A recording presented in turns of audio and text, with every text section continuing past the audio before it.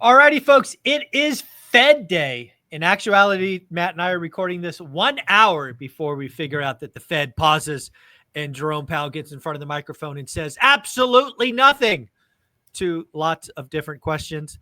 We're going to actually talk about what is more important. What is going on in real estate? What is going on in mortgage? Has there been a change in sentiment, or has sentiment gotten worse? Matt, you do this every day, every day. What's going on? Yeah, I'm talking to buyers every day. I'm talking to real estate agents every day. I'm still actively involved with real estate meetups. I was at one last night, and for a lot of these real estate meetups, they meet once a month, and this one is the same. So this was their January meeting, and like Sergey, who runs the thing, told me like January is always the most busy real estate meetup. People have new year, new me, new goals, but I couldn't help but feel the vibe in the room was just one of, renewed optimism and excitement about real estate. One thing that I continue to hear, and I think that, the ORAT community, I think portrays these same qualities, is it might be harder, it might be more expensive than it's been in the past, but I still see opportunity. And a lot of people, when it's difficult, it energizes them even more because they know most of their competition is not going to do the difficult stuff. You get into a business that's hard, and you put in the hours and the days and the months and the years to perfect that business.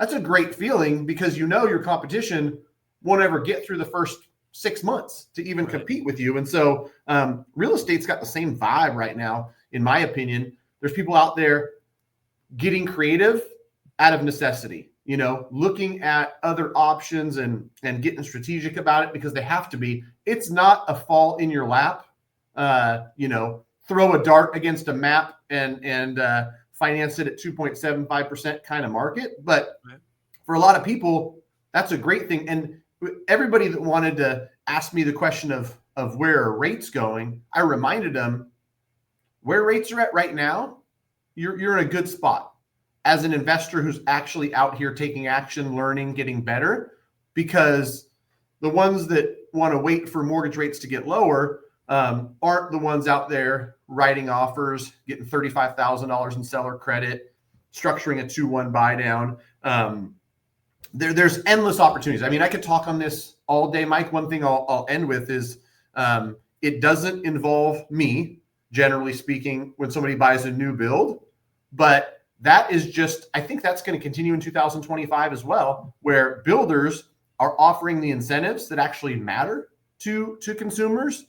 I think that number that was creeping up, like 28, 29% of sales in California were new home sales. I think that gets above 30%, which historically is, way above average. And it doesn't surprise me in the least bit because they're solving the problem. People's monthly payment, their cash flow, is their number one concern, and number two is not even close. No, I think you're absolutely right. It's funny when I talk about 2025 real estate market, there are unfortunately only two winners in my mind. The first one is the new home builder who figures out how to build smaller homes, right?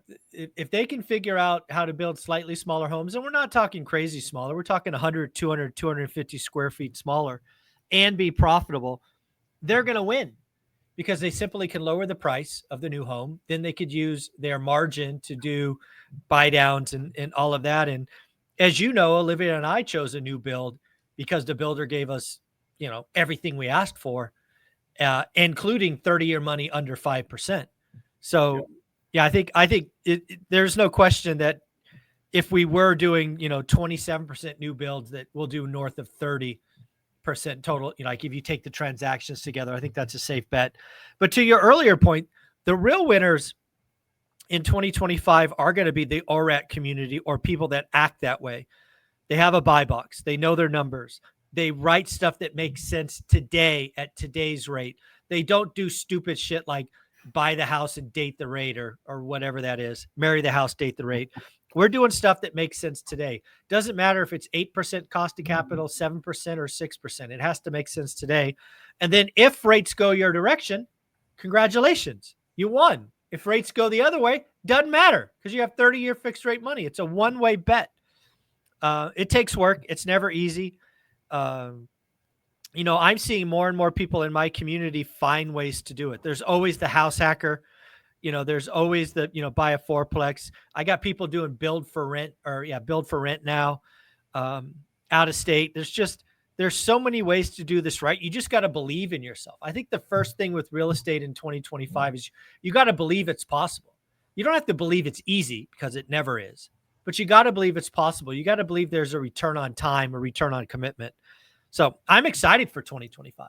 Yeah, I'm definitely excited, and what you said is spot on. You got to believe it's possible. You got to get around people that show you that they've done it before, and that it is possible. And last night, this meeting was really cool because short-term rental expert who's got 36 different units on Airbnb, owns some, arbitraged some, and has got multiple different strategies. He's on multiple different platforms. ORAT member Mitch Craighead, which I know you had on in the ORAT community, he was up there talking about wholesaling, talking about flipping. I was talking about lending, but the message to everybody in that room was the same. All of us at one time or another who have any real estate owned and have done any investing, were at a point where we had a choice.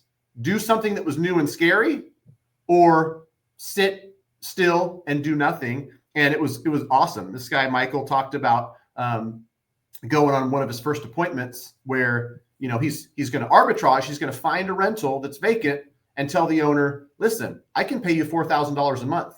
Here's my business plan. Here's what I do. We're going to make sure your property stays in great condition. You're going to get your $4,000 a month versus vacant, which is zero. I'm going to make some money doing what I do. And I've done it. Here's how I've done it. And like he reminded everybody, he woke up, he didn't want to go on that appointment. He was scared, right? So walking up, he was standing on the front porch. He was scared. And, you get 10 minutes into it and the homeowner stops him and says, sounds like a great idea. Let's do it. And that was, the catalyst to, okay, it's possible. And so the next one got a little bit easier and the next one got a little bit easier. Mitch left a corporate job, and entrepreneurship and the stuff that he's done is hard and it's scary. But, anybody who's listening to this part of the ORAT community, the best way to take a little bit of the fear out is get around people that, can, coach you and mentor you, even if it's not like you're getting on a 30-minute call once a week, but you're just active in school and you're talking to people and you're saying, you know what, this is my game plan. I want to do this. Someone goes, it's a great idea. Make sure you watch out for X, Y, and Z. Because I did it. First time I did it, I failed. And here's why. That should give you enough confidence to go, you know what? They tried it without any of this great advice. They got through a couple failures and then succeeded. And that's the hack. And that's the way to do it. And so, it's going to be hard, but it's possible. And, my advice to everybody last night was like, because they asked me, there was a great question from the audience, that what is the difference between successful investors and not successful investors in your opinion? And it was crystal clear to me. The people that succeed took action, period, the end, right? They took action, they made mistakes. And there's, you can put two different people side by side. One, continues to listen to podcasts, continues to go to real estate meetups, continues to talk to people, but they haven't taken any action for 5 years. The other one is on to the seventh property. Right. One of them completely flopped and failed. The next one was a break even. The third one, they did okay and they made a little bit of money. The fourth one, they're good now and they hit a home run on it, right? But you don't get to the home runs and the great deals without ever starting. And so I think that's what probably a position, Mike, that a lot of people are in. And so hopefully 2025, with all this new year, new me, get out there and crush it type of vibe, I'm just hoping, especially in our community, that we got some action takers that are going to go out there and take some action. Yeah, I'm glad you brought up school, because that's exactly what I'm trying to put together in our One Rental at a Time school community. Is just my job is to kind of manage the community, make sure we got a bunch of go-givers, and it's working. We've got 6 or 7 people that do weekly phone calls, ladies of ORAD, out-of-state investing, just basic accountability group calls 6 days a week. I think we're missing Thursday. I think Thursday is the only day we don't have something. I might be wrong, but and just to watch people introduce themselves, network, say what they're doing, say the mistakes. If you have any seriousness or thoughts about real estate, whether you have 0, 1, or 2, join our school community. It's 67 pennies a day. If you don't like it, stop. It's not a year-long commitment. It's a month-to-month commitment. So, I think school is what I'm going to be known for very quickly, over and beyond this YouTube channel, beyond my books and all of that. It's going to be, I've provided a place for people who are going the same direction to network and help each other. I really hope that's what I'm known for. Yep. Yeah. And now that I think about it, I just looked at my Friday calendar. Last Friday of the month was what I set out to start doing. I'll send you a link.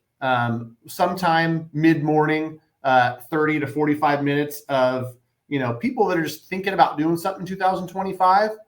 You got to get out. You got to get pre-approved. You got to know your numbers. You got to know what mortgage products are available to you specifically. And so that call is going to serve two purposes. Anybody who wants to ask any questions as it relates to lending, I'm going to be happy to answer those. I think, in another life, I might have been a motivational speaker. So I'll try to breathe some life into people that are, maybe stuck. And I see this a lot because I'm around a lot of real estate investors. They're so close, Mike. They're so close to taking action and doing something. And the ones who do it are so thankful they did. And every single time they're like, I wish I did that 6 months sooner, 1 year sooner. Because I've been around these people, and you'll look around if you're, going to real estate events and you're talking to real estate investors, and you'll realize these are all normal folks, right? Normal folks that took action, learned from it, did better the next time, took another action, learned from that, got better the next time. Like that's what is going to propel you. And so I want 2025 for the ORAT community and the school community, like you talked about, to be a year of action taking. And that can look a lot of different ways, right? You don't have to go buy a 25-unit apartment complex. Maybe action is getting yourself pre-approved. Maybe action is committing to, get into the school community and ask multiple questions per week and educate yourself.